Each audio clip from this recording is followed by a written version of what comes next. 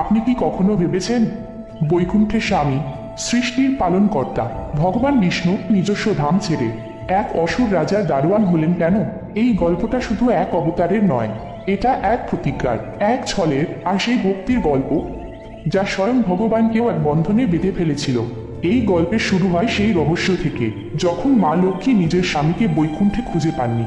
বৈকুণ্ঠ যেখানে আনন্দের ধারা বইত, আজ সেখানে মাসের পর মাস ধরে এক নিস্তব্ধতা ছেয়ে আছে। ব্রহ্মাণ্ডের স্বামী নিজের সিংহাসনে নেই। মা লক্ষ্মীর মন ছটফট করছিল। তিনি জানতেন তার প্রভু কোথায় আছেন, কিন্তু তাদের ফিরিয়ে আনার ক্ষমতা তার ছিল না। দেবর্ষি নারদ বীণা বাজাতে বাজাতে প্রবেশ করেন। নারায়ণ নারায়ণ মা, আপনার মুখে এত চিন্তার রেখা কেন? ত্রিলোকে কি সব ঠিক আছে? প্রভু কোথায়? প্রণাম দেবর্ষি। কিভাবে বলি সবকিছু ঠিক আছে? যার উপস্থিতিতেই সবকিছু শুভ হয়, তিনি তো এখানে নেই। আমার স্বামী, আমার নারায়ণ পাতাল লোকেতে আছেন। পাতাল লোকে? কিন্তু কেন মা? সেখানে তো অসুর সম্রাট বলি শাসন। প্রভু সেখানে কি করছেন? কি বলবো, সেই তো আমার দুঃখের কারণ নারদ। তিনি পাতালে রাজা বলি প্রহরী হয়ে রয়েছেন। কি? এটা এটা তো অসম্ভব। দেবতাদের রক্ষক এক অসুরের প্রহরী, এটা কিভাবে হলো মা? এই অদ্ভুত ঘটনার পেছনের গল্পটা কি? এই কাহিনী শুরু হয় এক ভক্তের অহংকার থেকে, এক গুরুর চতুরতা থেকে, আর আমার প্রভুর নতুন অবতার থেকে। কিন্তু আপনি কি জানেন, এই ছলের মধ্যে এমন এক বস্তু ব্যবহৃত হয়েছিল যা শুক্রাচার্যের সবচেয়ে বড় ভুল হয়ে দাঁড়ায়? সেই বস্তুটা কি ছিল, সেই প্রশ্ন আমরা ভিডিও শেষে করব আপনাকে, তাই গল্পটা মন দিয়ে দেখবেন। এই গল্পটা সেই সময়ের, যখন পৃথিবীতে এমন এক রাজা ছিলেন যার দানের খ্যাতি দেবলোক পর্যন্ত পৌঁছে গিয়েছিল। তিনি ছিলেন প্রহ্লাদের পৌত্র অসুর সম্রাট বলি। বলি তার ঠাকুরদার মতোই বিষ্ণুভক্ত ছিলেন, কিন্তু তার ভক্তির মধ্যে একটা সূক্ষ্ম অহংকার লুকিয়েছিল। গুরুদেব, আমার তপস্যা আর আমার দান আমাকে ইন্দ্র থেকেও মহত্তর করে তুলেছে। স্বর্গ এখন আমার অধীনে। এখন শুধু একটিমাত্র অশ্বমেধ যজ্ঞ বাকি আছে। ওটা সম্পূর্ণ হলেই আমি ত্রিলোকের স্থায়ী স্বামী হয়ে যাব। বলি, তোমার শক্তি অসীম, এতে কোনো সন্দেহ নেই। কিন্তু মনে রেখো, দেবতারা ছলনায় খুবই পারদর্শী। আর তোমার ঠাকুরদাকে স্বয়ং নারায়ণ এমন বর দিয়েছিলেন, তিনি তোমার বংশের বিনাশ করবেন না, কিন্তু ছল করে তোমাকে থামাতে পারেন। আমার মনে হচ্ছে কিছু অশুভ ঘটতে চলেছে। আপনি অযথা চিন্তা করছেন। গুরুদেব, যদি স্বয়ং নারায়ণও আমার সামনে ভিক্ষুক হয়ে আসেন, তবুও আমি তাকে খালি হাতে ফিরিয়ে দেব না। আমার প্রতিজ্ঞাই আমার ধর্ম।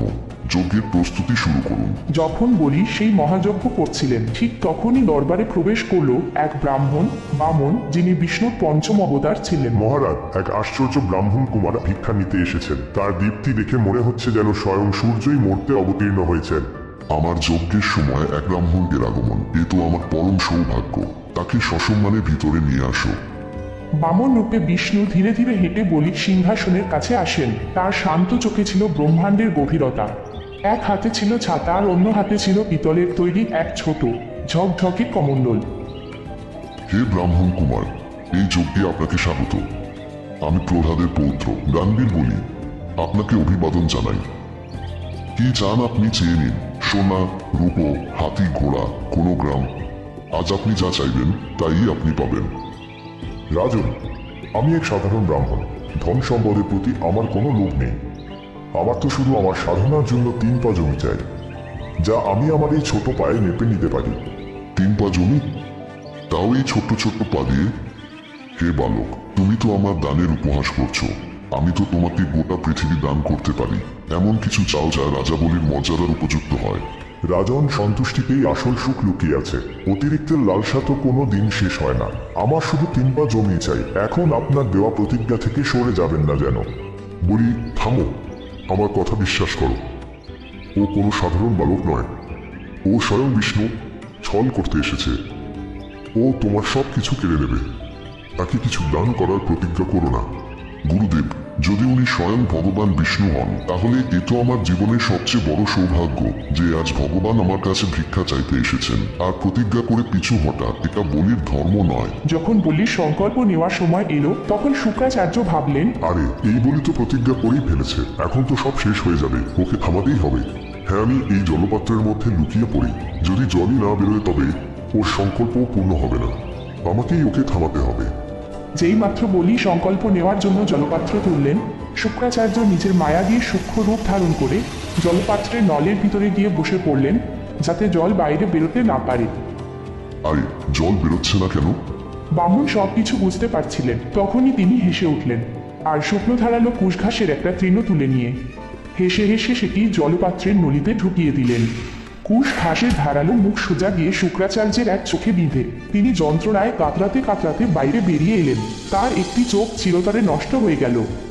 এরপর বলি নিজের সংকল্প সম্পূর্ণ করলেন, আর যেই মাত্র সেই শব্দ তার মুখ থেকে বেরোলো, ইতিহাস এক নতুন মোড় নিল। সেই ছোট্ট ব্রাহ্মণ বালকের দেহ এখন গোটা ব্রহ্মাণ্ড জুড়ে ছড়িয়ে পড়ছিল। তিনি আর শুধুমাত্র বামন নন, এখন তিনি ত্রিবিক্রম। তিনি প্রথম পদক্ষেপ নিলেন আর এক পায়ে পুরো ভূলোক মেপে ফেললেন।